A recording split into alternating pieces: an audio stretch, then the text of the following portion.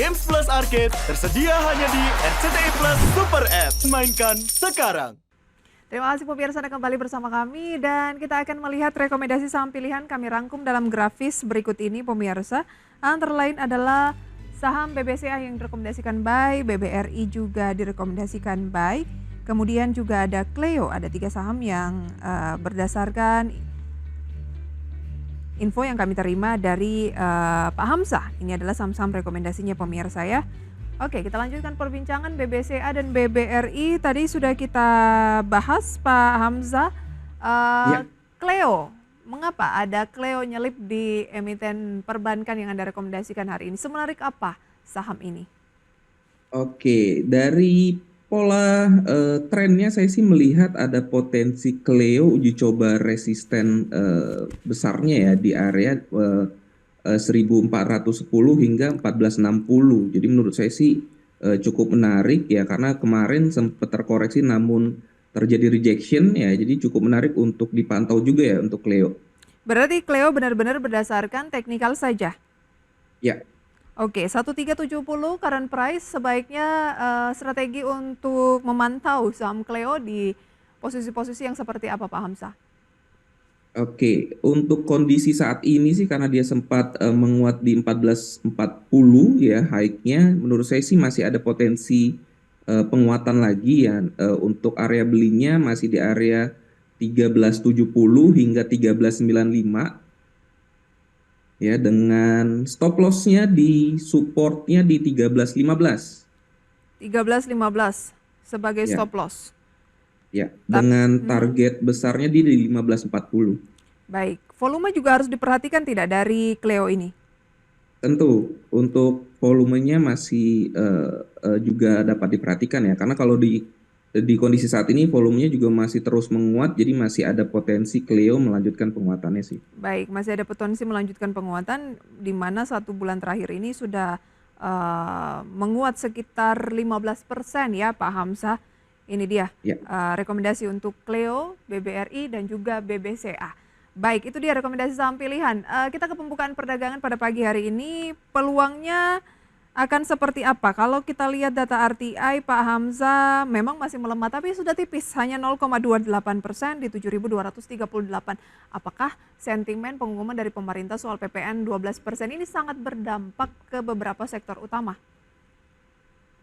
Tentunya ya, karena memang kita kemarin sempat mungkin market sempat panik ya karena PPN akan membebani, tapi dengan adanya pemberitahuan bahwa PPN ini akan berdampak ke yang mahal-mahal aja, mungkin memang bisa menjadi angin segar ya buat IHSG ya, karena kita tahu juga IHSG kekurangan sentimen, dari sentimen global juga terus menekan IHSG. Rupiah juga terus menekan. Jadi menurut saya sih dengan kondisi seperti ini harusnya ya tadi ya IHSG bisa setidaknya bergerak sideways ya, karena untuk dia melanjutkan pelemahan bulan ini sih agak sulit ya. Agak sulit. Mungkin ya tahun depan mungkin masih ada potensi lah.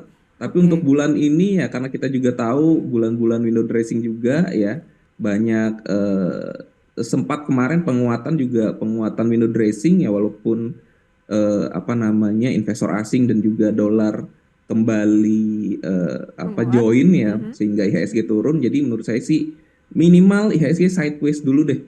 Itu sih yang paling kita harapkan. Range-nya kira-kira untuk sideways IHSG? Untuk paling bottomnya sih mungkin uji coba low kemarin ya di 7.200-an.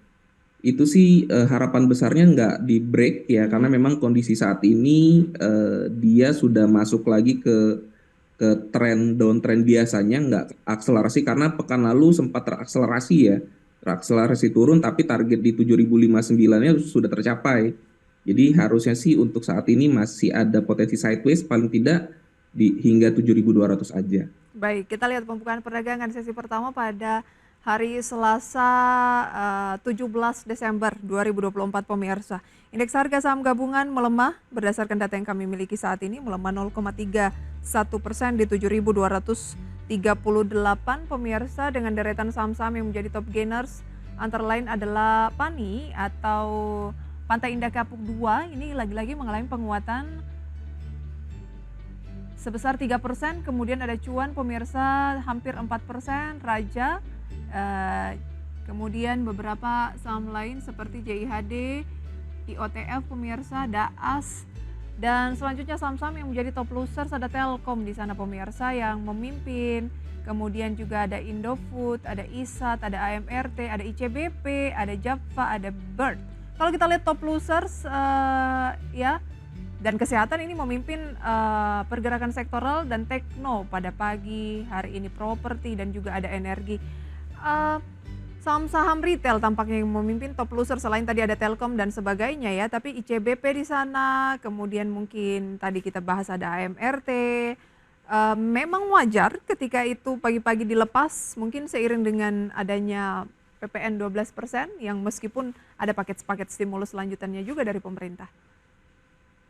Menurut saya sih koreksi untuk INDF masih koreksi wajar ya, karena memang kondisi saat ini juga masih cukup sideways ya, minornya. Jadi menurut saya sih pelemahan ini nggak terlalu merespon sentimen PPN ya, tapi memang masih merespon sentimen dari global ya, karena nilai tukar sih yang paling memberatkan IHSG. Baik, nilai tukar yang paling memberatkan, tapi menurut Anda sudah di peak-nya begitu ya, ada peluang Ya, sampai 16.005, 54. 16.054. 54. Oke, ada peluang peak-nya di posisi itu, jadi sudah mulai akan terbatas penguatan dari dolar Amerika ini sendiri ya. Tips terakhir Pak Hamzah sebelum kita akhiri? Tips terakhir tentunya tetap berinvestasi dengan pilihan saham yang memiliki fundamental ya.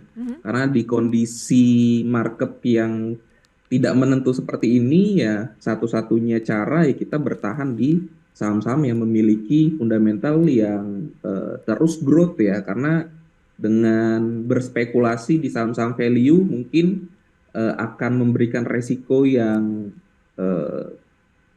sulit untuk ditoleransi ya, karena Baik. ya kondisi seperti ini sulit untuk menemukan saham-saham value yang teman-teman bisa jalanin ya. Jadi poinnya sih tetap berinvestasi dengan saham yang memiliki fundamental yang terus bertumbuh sih, itu aja. Baik, itu dia tips dari Pak Hamzah. Semoga bisa menjadi referensi untuk pemirsa dimanapun berada. Pak Hamzah, terima kasih untuk sharing informasinya pada pagi hari ini. Sehat selalu untuk Anda, sampai berjumpa kembali.